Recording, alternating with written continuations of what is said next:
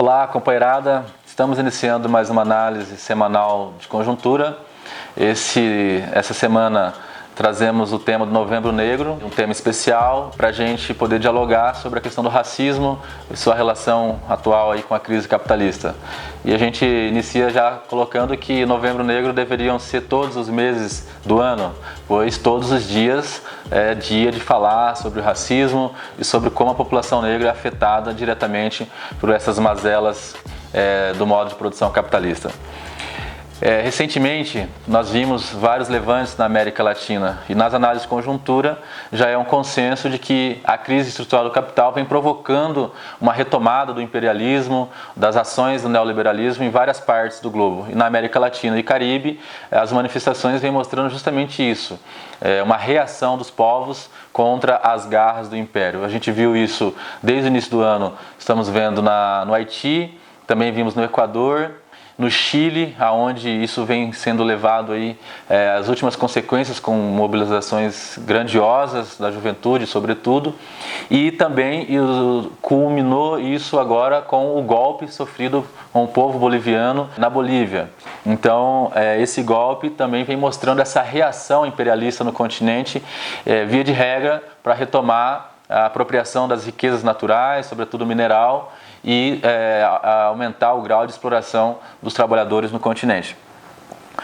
Recentemente, o relatório da Oxfam vem mostrando cada vez mais o crescimento da concentração da riqueza e da desigualdade no mundo. O relatório 2019 mostra que 1% da população mundial está concentrando hoje mais de 82% de toda a riqueza produzida no mundo. Isso não é pouca coisa. Ao mesmo tempo, os índices da desigualdade, tanto nos países centrais do capitalismo como nos países periféricos, vêm cada vez mais aumentando.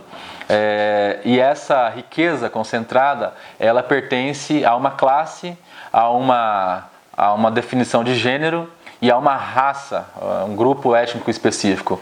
Ou seja, ela é branca, patriarcal. De cada 10 bilionários no mundo, 9 são homens e brancos. Então isso é sintomático de quem é que está se apropriando dessa riqueza globalmente produzida. No caso brasileiro, isso é particularmente grave quando a gente relaciona com a tradição, a história do escravismo e do racismo que se caracterizou na nossa sociedade. Então, a existência dessa população negra, dessa força de trabalho negra, ela cumpre um papel econômico fundamental para a reprodução do sistema como um todo. Então, cada vez mais pobres, cada vez mais marginalizados a população negra, mais rebaixados serão o salário da classe trabalhadora de um modo geral. Ou seja, os negros não só sofrem com o desemprego, assumem postos na informalidade, nos trabalhos mais precários, mas também contribuem para que rebaixem os salários da classe trabalhadora em modo geral. Então, é uma lógica econômica que determina esse processo. O projeto de poder iniciado pelo Temer, projeto golpista, e que culminou agora com a eleição do Bolsonaro, ele vem agravando ainda mais o quadro brasileiro da crise e que vem com essas determinações estruturantes da nossa realidade a partir da posição da população negra dentro da sociedade brasileira. A gente está avaliando que duas formas com que o governo vem piorando ou contribuindo para a perpetuação do racismo no caso brasileiro. A primeira é a própria política adotada de redução do papel do Estado nas políticas públicas, as reformas, como foi no período do Temer, a aprovação da PEC do teto dos gastos, mas também agora com a reforma trabalhista, a reforma previdenciária, que vai impactar diretamente, e uma série de outras medidas no campo da educação e da saúde, por exemplo, que vão fazer com que as condições de reprodução da vida fiquem ainda mais difíceis para esse setor que já vem historicamente fragilizado por conta da nossa trajetória aí da formação brasileira. E a outra forma com que o bolsonarismo vem impactando diretamente é através desse movimento até beligerante de ódio e de reacionarismo contra os setores da população negra, mas também as mulheres, né, quilombolas, indígenas e a população LGBT. Então esses são os setores que mais sofrem e que estão na alça de mira desse intento, né, radicalizado que representa os discursos e a política bolsonarista. Pegando aqui o caso dos homicídios, o Brasil ele é recordista em homicídios no mundo. Então, o último dado agora do Fórum Nacional de Segurança Pública e do Atlas da Violência mostram que 65.602 homicídios foram cometidos em 2017. 75,5% dessas vítimas são pessoas negras.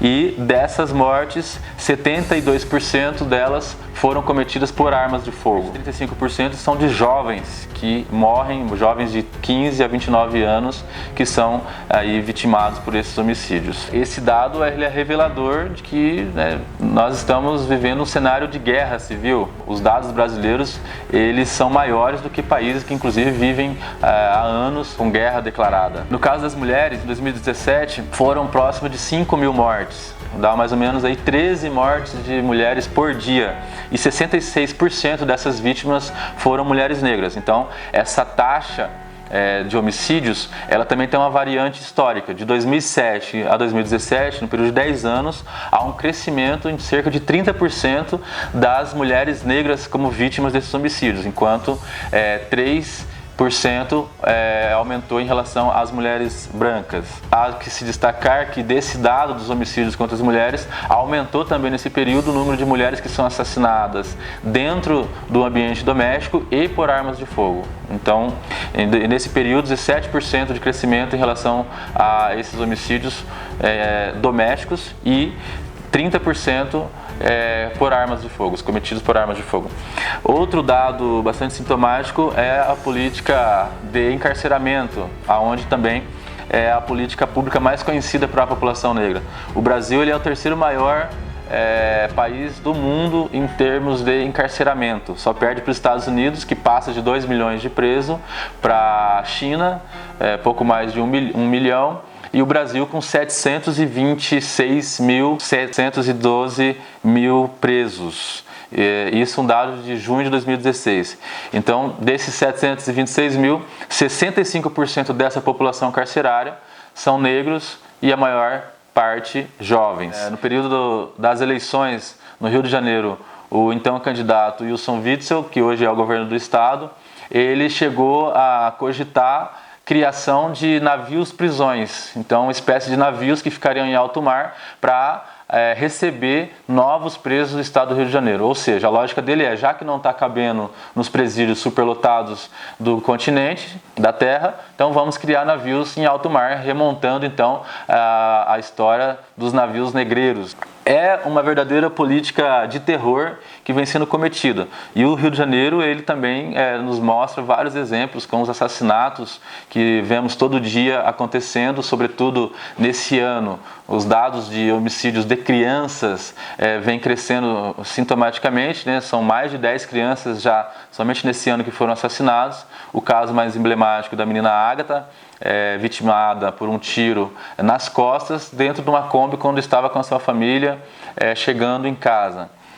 E, ao mesmo tempo, há uma segurança cada vez maior para quem comete esses homicídios de que ficarão na impunidade, que serão crimes que não vão ser investigados. Também é importante dizer que essa política, ela foi criada, está se aprofundando nesse período, mas ela traz heranças históricas. Pegar a própria Polícia do Rio de Janeiro, ela foi criada no contexto da chegada da família real portuguesa no Brasil e com a função de defender a propriedade, defender a classe dirigente e ajudar, inclusive, na captura de escravizados fugidos naquele período. E o caso mais emblemático dessa política de terror está ao redor do assassinato da Marielle Franco e Anderson. Então, essa liderança feminina negra, quando aparece dentro do parlamento, quando se coloca de forma contundente para inclusive denunciar esses crimes do Estado, ela precisa ser silenciada. E é isso que o caso Marielle tem revelado para nós, e agora cada vez mais aproximando que, na verdade, existe um grupo que tem base dentro do governo e nas milícias do Rio de Janeiro por detrás do assassinato da Marielle. Outro aspecto também desse processo de reascenso dessa extrema-direita no país é o fundamentalismo religioso. Então, nós estamos acompanhando nesses últimos períodos vários casos de ataques a terreiros de candomblé, vários casos de violência cometido contra lideranças religiosas que têm uma identificação religiosa, professa uma religião diferente da neopentecostal, da pentecostal, da cristã, e por isso vem sofrendo com esses ataques. Então, em 2008, esses dados já destacavam ali nas vésperas das eleições, só até novembro, 203 notificações de ataques a religiões de matriz africana foram registradas. Esse número é 47% superior ao registrado no mesmo período em 2017, quando houve 145 registros. O governo Bolsonaro também vem adotando uma série de medidas que impactam diretamente a vida dessa população. Pegando exemplo aqui, eles estão propondo um projeto que prevê a alteração, por exemplo, da Lei de Terras de 1850. A Lei de Terras, que estabeleceu o regime jurídico da propriedade no Brasil e determinou o que seria então as terras devolutas, terras públicas no território nacional. A proposta de lei do governo é justamente fazer um projeto em que os latifundiários, os fazendeiros desse país possam autodeclarar o tamanho da sua propriedade, ou seja, não precisa de ter uma equipe técnica, não precisa de ter um projeto de fato com qualidade técnica para fazer essa demarcação. Então basta que cada fazendeiro autodeclare o tamanho da sua propriedade e com isso então o governo aí, liderado principalmente pelo Naban Garcia, quer então oferecer os títulos de regularização fundiária para esses fazendeiros. Outra medida é a proposta de lei de um dos filhos do Bolsonaro que quer alterar os artigos 182 e 186 da Constituição Federal, que diz respeito ao cumprimento da função social da terra urbana e rural. Então eles querem alterar esse artigo da Constituição Federal para que também dê maior aí margem para o não cumprimento, ou seja, para que os fazendeiros, o agronegócio e o latifúndio não respeitem a legislação trabalhista, não tenham que preservar o meio ambiente e possa cometer os seus crimes em relação ao uso da terra no Brasil. Então, outro projeto grave.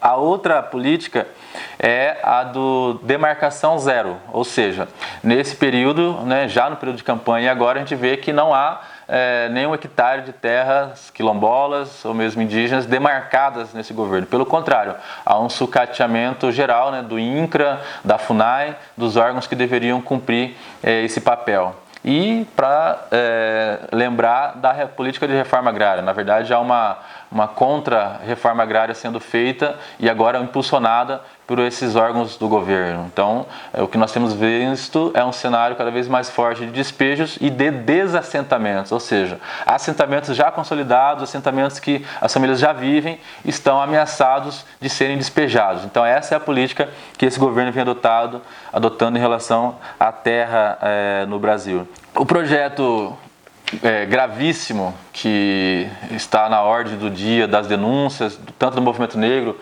mas o MST também tem se posicionado nesse aspecto, é o pacote anticrime do Moro. Esse pacote, ele traz então a possibilidade de que a polícia possa cometer crimes, possa assassinar pessoas sem o risco de ser investigado. Ou seja, é uma oficialização do direito de matar e isso está para ser aprovado dentro do Congresso e a medida que eles querem colocar, chamada excludente de licitude, ela vai alterar então vários artigos do Código Penal brasileiro para dar essa permissão, então, a garantia do direito de matar das polícias. E o que diz esse excludente de licitude? De que um policial ou mesmo um fazendeiro, ele pode matar um sem terra, pode matar uma pessoa, alguém supostamente criminoso, a partir de uma surpresa, de uma violenta emoção ou de uma ameaça iminente. E isso são questões subjetivas. O que se vê é uma completa tentativa de institucionalizar o direito de matar. Isso, para nós, está diretamente relacionado a essa política geral da crise que alastra a barbárie, num período em que o capitalismo já não pode mais oferecer condições de reprodução da vida, não pode mais oferecer emprego, não mais pode oferecer as condições de viabilização do trabalho para a classe trabalhadora a nível global. E claramente isso mostra que a força de trabalho negra ela se torna cada vez mais descartável, cada vez mais não necessária para essa reprodução do modo de produção. E por isso o encarceramento e essa política de extermínio. É grave e nós vamos precisar unir forças, movimentar esse debate dentro das organizações da esquerda, mas também fortalecer a autoconstrução dos movimentos negros, dos coletivos que vêm se organizando, para que a gente consiga pautar e trazer para a centralidade política dos debates da esquerda esse tema tão caro para a nossa realidade. Por fim, o governo lançou agora a ideia de criar um novo partido chamado Aliança pelo Brasil. E Aliança, a gente já lembra do partido da ditadura, que era a Aliança Renovadora Nacional. E é esse elemento até místico que o bolsonarismo quer trazer, né? Um partido que lembra o nome do partido da ditadura e baseado agora recente nos artigos que o The Intercept publicou, há um intento claro de criar o primeiro partido neofascista brasileiro. Então, o lema desse partido que o Bolsonaro quer criar é Deus, Família e Pátria, que é muito parecido com o lema adotado pela Ação Integralista Brasileira, que nos anos 40, 50 e até hoje ela se coloca como uma frente ultraconservadora, aonde prega a supremacia branca, prega a xenofobia, o racismo, a sociedade patriarcal como formas de estabelecer a política e a ação do Estado. Nossa reação, a nossa organização, ela precisa ir bastante além do que nós viemos construindo nesse último período. E a Angela Davis, que esteve recentemente em São Paulo, disse o seguinte, que numa sociedade racista não basta não ser racista, é preciso que todos sejamos antirracistas. Para isso é preciso que esse tema esteja dentro da centralidade política das nossas organizações e que seja um tema de mobilização da população negra de modo geral.